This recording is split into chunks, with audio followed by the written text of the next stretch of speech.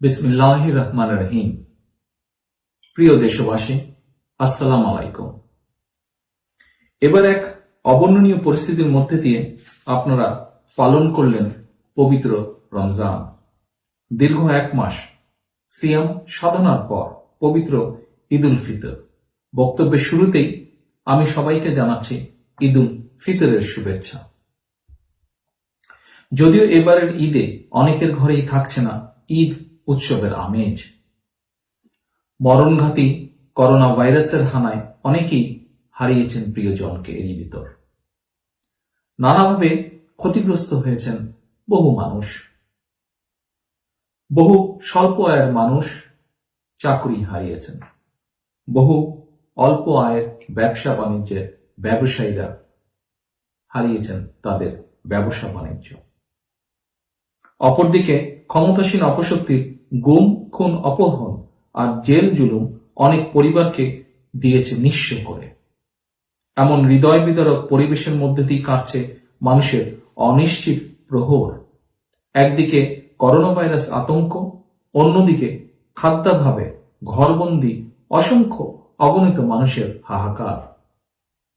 এরই ভেতর দেশের দক্ষিণ অঞ্চলের জেলাগুলিতে ঘূর্ণিঝড় আমপানের আঘাতে জনজীবনে নতুন করে বিপর্যয়ের সৃষ্টি হয়েছে। এমন অমানবিক পরিস্থিতি মোকাবেলায় সময়ের দাবি হল দলীয় রাজনৈতিক স্বার্থের ঊর্ধ্বে উঠে দল, মত, ধর্ম, বর্ণ নির্বিশেষে একে অপরের প্রতি সহানুভূতি ও সহমর্মিতা প্রদর্শন। সতর্কতা, সহায়তা, মানবিকতার চেতনায় অসহায় মানুষের প্রতি সহযোগিতার হাত বাড়িয়ে দেওয়া। বিশ্বের প্রতিটি দেশ, প্রতিটি মানুষ এক কঠিন সময় পার করছে। মরণঘাতী করোনা ভাইরাস আতঙ্কে বিশ্বের দেশে দেশে শত শত কোটি কোটি মানুষ আজ ঘরবন্দি। এমন আতঙ্কের পৃথিবী অতীতে কখনো কেউ দেখেছে এমন একজন মানুষও হয়তো বর্তমান পৃথিবীতে খুঁজে পাওয়া যাবে না। বিগত এক শতকে দুটি বিশ্বযুদ্ধ হয়েছে। সেই যুদ্ধ ছিল দৃশ্যমান শত্রুর বিরুদ্ধে, আর এখন সম্পূর্ণ ভিন্ন চিত্র। প্রিয় দেশবাসী, এক অদৃশ্য শত্রুর মোকাবেলায় প্রতিটি দেশ নিজেদের মতো করে প্রস্তুতি নিয়েছে। যে দেশের সরকার যত বেশি জবাবদিহিমূলক, জনবান্ধব, গণমুখী এবং দায়িত্বশীল, সেসব দেশের নাগরিকগণ নিজেদেরকে তত বেশি নিরাপদ মনে করেন। কিন্তু বাংলাদেশের বর্তমান সরকার জবাবদিহিমূলক কিনা, কিংবা করোনা ভাইরাস মোকাবেলায় কতটা প্রস্তুত, এ নিয়ে নাগরিকদের মনে রয়েছে এক বিরাট প্রশ্ন। বরং জনগণ দেখেছে করোনা ভাইরাস আতঙ্কিত মানুষ এক হাসপাতাল থেকে আরেক হাসপাতাল ঘুরতে ঘুরতে চিকিৎসা না পেয়ে পথের মধ্যেই ঢলে পড়েছে মৃত্যুর কোলে। এর আগে গত 24শে মার্চ আমি করোনা পরিস্থিতি মোকাবেলা নিয়ে বেশ কয়েকটি প্রস্তাব উপস্থাপন করেছিলাম। পরিস্থিতির ভয়াবহতা উপলব্ধি করে আমি স্পষ্ট করে বলেছিলাম, দেশের এই সংকটময় পরিস্থিতিতে দেশ এবং জনগণের স্বার্থে সবাইকে যে কোনো মূল্যে ঐক্যবদ্ধভাবে ভূমিকা রাখতে হবে। এটি সময়ের দাবি।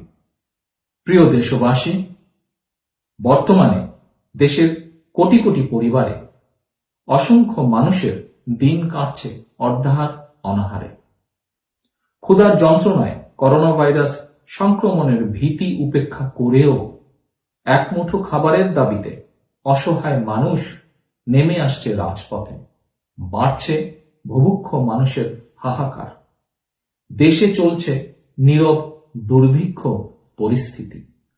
এমন পরিস্থিতিতেও সারা দেশে ক্ষমতাসীন দলের নেতাকর্মীরা মেতেছে ত্রাণের চাল চুরির উৎসবে। নানা কৌশলে আত্মসাৎ করেছে অসহায় মানুষদের জন্য বরাদ্দ সরকারি টাকা। সরকারিভাবে গরিব কৃষকদের কাছ থেকে ধান ক্রয়ের জন্য করা তালিকাতেও চলছে জালিয়াতি। মানুষের এমন ঘোর বিপদকালেও ক্ষমতাসীন দলের নেতাকর্মীদের চুরি দুর্নীতি প্রমাণ করে এই দল এবং সরকার এখন সম্পূর্ণভাবে লুটেরা পরিবেষ্টিত। ক্ষমতাসীনদের দাবি, গত এক দশকে তারা নাকি বাংলাদেশকে বিশ্বের কাছে একটি মডেল রাষ্ট্র হিসাবে উপস্থাপন করেছে। তবে করোনার করাল গ্রাস যখন মানুষকে মানবিক হতে শিখিয়েছে, ঠিক সেই সময়টিতে বাংলাদেশে যখন গরিব মানুষের ত্রাণ চুরির কারণে আন্তর্জাতিক মিডিয়ার সংবাদ শিরোনাম হয়, তখন নাগরিকদের মনে প্রশ্ন জাগে, বাংলাদেশ কাদের কাছে, কিসের মডেল? চাল চুরি নাকি গরিবের ত্রাণ চুরি? প্রিয় দেশবাসী, একদিকে করোনা ভাইরাস সংক্রমণের আতঙ্ক আর অপ্রতুল চিকিৎসা ব্যবস্থা, অপরদিকে অসংখ্য মানুষের ঘরে ঘরে প্রয়োজনীয় খাদ্য সামগ্রীর অভাব। এমন পরিস্থিতিতে মানুষের প্রতিটি দিন কাটছে ভয়, ভীতি এবং আতঙ্কে।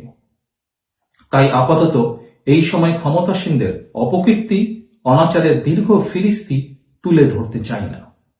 তবে লকডাউনের এই দুঃসময়টিতে মানুষের যখন অর্থনৈতিক সহায়তার ভীষণ প্রয়োজন, তখন ক্ষমতাসীনদের কয়েকটি মেগা লুটপাটের ঘটনা উল্লেখ না করলেই নয়। গত এক দশকে দেশ থেকে পাচার হয়ে গেল প্রায় 9 লক্ষ কোটি টাকা। বাংলাদেশ ব্যাংকের রিজার্ভ ফান্ড থেকে লোপাট হয়ে গেল 800 কোটি টাকারও বেশি। বাংলাদেশে এই মুহূর্তে খেলাপি ঋণের পরিমাণ প্রায় 1 লক্ষ কোটি টাকা। সরকারের প্রশ্রয় কয়েকটি ব্যাংকের মূলধন পর্যন্ত হজম করে ফেলা হয়েছে। শেয়ার বাজারের শত শত কোটি টাকা যারা লুট করেছে, তারা সম্পূর্ণভাবে ধরাছোঁয়ার বাইরে। খোদ সরকারি পৃষ্ঠপোষকতায় লুটেরা দল এভাবে দেশের লক্ষ লক্ষ কোটি টাকা পাচার, লোপাট আর লুটপাট করার সুযোগ না পেলে জনগণকে হয়তো বর্তমানে অর্ধাহার অনাহারে দিন কাটাতে হতো না। ক্ষমতাসীনরা ক্ষমতায় থাকার জন্য দুর্নীতি, ক্ষমতা রাখার জন্য দুর্নীতি, ক্ষমতা দীর্ঘায়িত করতে দুর্নীতি, এইভাবে প্রতিটি পদে পদে দুর্নীতির মাধ্যমে সরকার দৃশ্যত দুর্নীতিকে নীতি হিসাবে গ্রহণ করেছে। প্রতিবাদী জনগণের পেছনে র্যাব পুলিশ লেলিয়ে দিয়ে ক্ষমতাসীনরা এতদিন যে কোনো ঘটনা ধামাচাপা দেওয়ার চেষ্টা করত, কিন্তু র্যাব পুলিশ দিয়ে করোনা ভাইরাস মোকাবেলা সম্ভব নয়। ফলে বর্তমান জাতীয় সংকটকালে প্রতিটি ক্ষেত্রেই ক্ষমতাসীনদের অযোগ্যতা আর ব্যর্থতা স্পষ্ট হয়ে উঠেছে। সারা দেশে অসহায় ও সুবিধা বঞ্চিত মানুষদেরকে নগদ অর্থ সহায়তা প্রদান এবং ত্রাণের চাল ও খাদ্য সামগ্রী বিতরণের দায়িত্ব সেনাবাহিনীকে দেওয়ার জন্য আমরা বিএনপির পক্ষ থেকে আহ্বান জানিয়েছিলাম। কিন্তু সেনাবাহিনীকে দায়িত্ব না দিয়ে ক্ষমতাসীনরা গরিব মানুষের জন্য সরকারিভাবে বরাদ্দ করা নগদ অর্থ সহায়তা, টাকা এবং ত্রাণের চাল বিতরণের দায়িত্ব তুলে দিয়েছে আওয়ামী লীগের স্থানীয় নেতাদের হাতে। ফলে গরিব মানুষের জন্য দেওয়া ত্রাণের চাল এখন পাওয়া যাচ্ছে আওয়ামী লীগের নেতাদের গুদামে, পুকুরে কিংবা খাটের নিচে। ত্রাণ চোর থেকে চাল চোর, সেই একই চক্র, সেই একই দল, সেই একই কাহিনী, সেই একই বাহিনী। প্রিয় দেশবাসী, প্রতিটি দেশ করোনা ভাইরাসে আক্রান্ত। করোনা ভাইরাসের চিকিৎসায় এখন পর্যন্ত বিশ্ব স্বীকৃত কোনো মেডিসিন আবিষ্কৃত হয়নি। এই অবস্থায় সব দেশই করোনা ভাইরাস মোকাবেলায় প্রতিরোধমূলক ব্যবস্থাকে অগ্রাধিকার দিচ্ছে। প্রতিদিন বেশি সংখ্যক মানুষকে টেস্টের আওতায় এনে করোনা উপসর্গ থাকলে আগেভাগে আইসোলেশনে নেওয়া কিংবা প্রয়োজনীয় ব্যবস্থা গ্রহণকে অন্যতম সাফল্য বলে মনে করা হচ্ছে। অথচ বাংলাদেশের চিত্র ঠিক উল্টো। মানুষ নিজ উদ্যোগে করোনা ভাইরাস পরীক্ষা এবং করোনা চিকিৎসা করাতে গিয়েও নানা বিড়ম্বনার শিকার হচ্ছেন। অনেকেই বলছেন বেশি সংখ্যক মানুষকে টেস্ট করলে বেড়ে যাবে শনাক্ত হওয়া করোনা ভাইরাস আক্রান্ত রোগীর সংখ্যা। এ কারণে অধিক সংখ্যক মানুষকে টেস্টের আওতায় আনা হচ্ছে না। সুতরাং সক্ষমতা না থাকায় অধিক হারে করোনা টেস্ট করানো যাচ্ছে না, নাকি এর পেছনে সরকারের অন্য কোনো উদ্দেশ্য আছে, এটি স্পষ্ট হওয়া প্রয়োজন। অন্যথায় উদ্বেগের বিষয়টি হল, নানা অজুহাতে করোনা টেস্ট না করে কিংবা টেস্ট করতে গড়িমসি করে সরকার হয়তো করোনা ভাইরাসে আক্রান্তের সংখ্যা এবং মৃতের সংখ্যা কম দেখিয়ে মেকি সাফল্য লাভ করতে চায়। কিন্তু এর পরিণতি হতে পারে হিতে বিপরীত। তাই দেশ এবং জনগণের স্বার্থে আমি এ বিষয়ে সরকারকে সতর্ক করে দিয়ে বলতে চাই, করোনা ভাইরাসে আক্রান্ত ও মৃতের সংখ্যা কম দেখিয়ে নিজেদের কাগজে সাফল্য দেখানোর যে জরুরি করোনা ভাইরাস টেস্ট নিয়ে দেশে বিদেশে বাংলাদেশের বিশ্বাসযোগ্যতা অর্জন। কারণ গ্লোবাল ভিলেজের এই সময় করোনা টেস্টের ব্যাপারে আন্তর্জাতিক বিশ্বে বাংলাদেশের বিশ্বাসযোগ্যতা হারালে ভবিষ্যৎ নাগরিকদেরকে অত্যন্ত চড়া মূল্য দিতে হতে পারে। নাগরিকদের স্বাস্থ্য নিরাপত্তার ক্ষেত্রে দেশে যেমন ভয়ঙ্কর অবস্থার সৃষ্টি হতে পারে, অদূর ভবিষ্যতে আমাদের নাগরিকদের বিদেশের শ্রম বাজারে থাকা না থাকার বিষয়টিও অনেকটাই নির্ভর করবে সরকার করোনা ভাইরাস পরিস্থিতি কিভাবে মোকাবেলা করছেন তার উপর। বিশ্বের প্রভাবশালী দেশের করোনা ভাইরাস পরিস্থিতির সঙ্গে তুলনা করে সরকার নিজেদের সাফল্য জাহির করতে চাইলেও দলে দলে কূটনীতিকরা কেন ঢাকা ছাড়ল, বিষয়টি গুরুত্বের সঙ্গে ভেবে দেখা প্রয়োজন। দেশের ৬৮টি কারাগারে লক্ষাধিক মানুষ বন্দী। ধারণ ক্ষমতার চেয়ে কয়েক গুণ বেশি বন্দীর বসবাস হয়। কারাগারগুলো করোনা ভাইরাসের হটস্পটে পরিণত হওয়ার সম্ভাবনা প্রবল। ইতিমধ্যে করোনা ভাইরাসে আক্রান্ত হয়ে বন্দীর মৃত্যু হয়েছে। আক্রান্ত হয়েছেন কারারক্ষী সহ আরো কয়েকজন। কক্সবাজারের রোহিঙ্গা ক্যাম্পেও হানা দিয়েছে করোনা। এসব খবর অত্যন্ত উদ্বেগজনক। তাই সরকারকে আবারও আহ্বান জানায়, দলীয় স্বার্থ কিংবা দোষারোপের রাজনীতি নয়। করোনা মোকাবিলায় দরকার সমন্বিত পদক্ষেপ। প্রয়োজন দেশে অগ্রাধিকার ভিত্তিতে করোনা টেস্টের সক্ষমতা বাড়ানো। প্রিয় দেশবাসী, দেশে বিদেশে রয়েছেন বিএনপি তথা বাংলাদেশ জাতীয়তাবাদী দলের লক্ষ লক্ষ নেতাকর্মী, কোটি কোটি সমর্থক, শুভাকাঙ্ক্ষী। গত এক যুগ ধরে সারা দেশে বিএনপি এবং অঙ্গ সংগঠনের অসংখ্য নেতাকর্মী ক্ষমতাসীন অপশক্তির গুম, খুন, অপহরণ, জেল, জুলুম, মিথ্যা মামলা ও হামলার শিকার হয়েছেন। মিথ্যা মামলার খরচ বহন করতে করতে হাজার হাজার পরিবার অর্থনৈতিকভাবে পঙ্গু হয়ে পড়েছে। গণতন্ত্র পুনরুদ্ধারের ধারাবাহিক সংগ্রামে অনেকেই হারিয়েছেন সহায় সম্পদ, তবে হারাননি মনোবল। নিজেরা নির্মম অমানবিকতার শিকার হয়েছেন, তবে হারাননি মানবতা। এর প্রমাণ এই করোনা সংকটকালে সারা দেশে বিএনপি নেতাকর্মীরা, বিশেষ করে আমার তৃণমূল পর্যায়ের নেতাকর্মীরা সামর্থ্যের সবটুকু নিয়ে অসহায় জনগণের পাশে এসে দাঁড়িয়েছেন। এদের মধ্যে কেউ কেউ নিজের শখের মোবাইল কিংবা মোটরসাইকেল বিক্রি করে অথবা স্ত্রীর গয়না বন্ধক রেখে সেই অর্থ দিয়েও অসহায় মানুষকে ত্রাণ সহায়তা দিয়েছেন।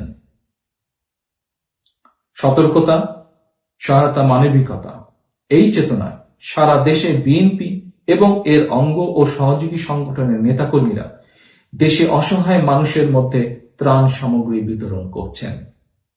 সাধ্য মতন ত্রাণ সামগ্রী বিতরণ অব্যাহত রেখেছেন। অব্যাহত রেখেছেন মানবিক সহায়তা কর্মসূচি। বিএনপি দলীয়ভাবে মার্চ মাস থেকে করোনা ভাইরাস সম্পর্কে লিফলেট বিতরণ শুরু করেছিল। বিএনপির কেন্দ্রীয় কার্যালয় থেকেও সারা দেশে দলীয় উদ্যোগে ত্রাণ বিতরণের কার্যক্রম মনিটর করার জন্য বিভাগ ও জেলা ভিত্তিক কমিটি করে দেওয়া হয়েছে। এ পর্যন্ত বিএনপির বিভিন্ন স্তরের নেতা কর্মীরা 1 কোটিরও বেশি মানুষের কাছে ত্রাণ সহায়তা পৌঁছে দিয়েছেন। শুধু তাই নয়, সারা দেশে অনেক অসহায় গরিব কৃষক বর্গা চাষীদের ক্ষেতের ধান কেটে বাড়ি পৌঁছে দিয়েছেন ছাত্রদল, যুবদল, স্বেচ্ছাসেবক, কৃষক দলের নেতাকর্মীরা। Ziaur Rahman foundation, doctors association of Bangladesh, ড্যাবের মতন পেশাজীবী সংগঠনগুলো হাসপাতালগুলোতে পিপিই, সার্জিক্যাল মাস্ক, তৈরি খাবার সরবরাহ, অনলাইন চিকিৎসা পরামর্শ, হাত ধোয়ার জন্য বিভিন্ন স্থানে বেসিন স্থাপন সহ সম্ভাব্য সব ধরনের সহযোগিতা অব্যাহত রেখেছেন। গত 1 যুগ ধরে ক্ষমতাসীন অপশক্তির রাজনৈতিক, সামাজিক, অর্থনৈতিক নিপীড়নের শিকার হবার পরও দেশের এই সংকটকালে আমার দলের সর্বস্তরে নেতাকর্মীরা যেভাবে সম্পূর্ণ নিজেদের আর্থিক সামর্থ্যে নিজ উদ্যোগে সারা দেশে বিপদাপন্ন মানুষের প্রতি সহায়তার হাত বাড়িয়ে দিয়েছেন, এমন মানবতাবাদী নেতাকর্মীদের নিয়ে আজ আমি সত্যি আনন্দিত, আজ আমি সত্যি গর্বিত। করোনা উপসর্গ নিয়ে কিংবা করোনা আক্রান্ত হয়ে কেউ মারা গেলে যখন কেউ ভয়ে দাফন পর্যন্ত করতে চাননি, এমন অন্তিম যাত্রাও আমার দলের নেতাকর্মীরা সাহসের সঙ্গে দায়িত্ব নিয়ে মৃতের দাফন কার্য সমাধান করেছেন। আমি বিশ্বাস করি, যে দলে এমন মানবিক বোধ সম্পন্ন নেতাকর্মী রয়েছেন, সেই দলটিকে কেউ দাবিয়ে রাখতে পারবেন না। অসহায় মানুষের সহযোগিতায় বিএনপি এবং এর অঙ্গ ও সহযোগী সংগঠনের নেতাকর্মীরা যেভাবে ভূমিকা রেখে চলেছেন, এজন্য আমি বিএনপির পক্ষ থেকে, দেশনেত্রী বেগম খালেদা জিয়ার পক্ষ থেকে আপনাদেরকে জানাই আন্তরিক ধন্যবাদ, আন্তরিক শুভেচ্ছা। প্রিয় দেশবাসী, করোনা ভাইরাস মোকাবেলায় চিকিৎসক, নার্স, স্বাস্থ্যকর্মী যারা সাহসিকতার সঙ্গে সামনের কাতারে থেকে নেতৃত্ব দিচ্ছেন, তাদেরকে জানাই আন্তরিক শুভেচ্ছা, আন্তরিক অভিনন্দন। আগামী দিনগুলোতে তাদেরকে হয়তো আরো কঠিন পরিস্থিতি মোকাবেলার জন্য প্রস্তুত থাকতে হবে। তাদের এই সাহস ও এই ত্যাগ সারা বিশ্ব শ্রদ্ধার সাথে স্মরণ করছে এবং করবে। সবশেষে করোনা ভাইরাসে আক্রান্ত হয়ে যারা মৃত্যুবরণ করেছেন, আল্লাহর দরবারে তাদের মাগফিরাত কামনা করছি। যারা আক্রান্ত হয়েছেন, আল্লাহর দরবারে তাদের দ্রুত আরোগ্য কামনা করছি। ঘূর্ণিঝড় আমপানে যারা ক্ষতিগ্রস্ত হয়েছেন, তাদের প্রতি জানাই আন্তরিক সমবেদনা। মহান আল্লাহর কাছে প্রার্থনা, তিনি আমাদেরকে এই সকল বিপদ থেকে উদ্ধার করবেন। বাংলাদেশ জিন্দাবাদ, বাংলাদেশ জাতীয়তাবাদী দল জিন্দাবাদ। আল্লাহ হাফেজ।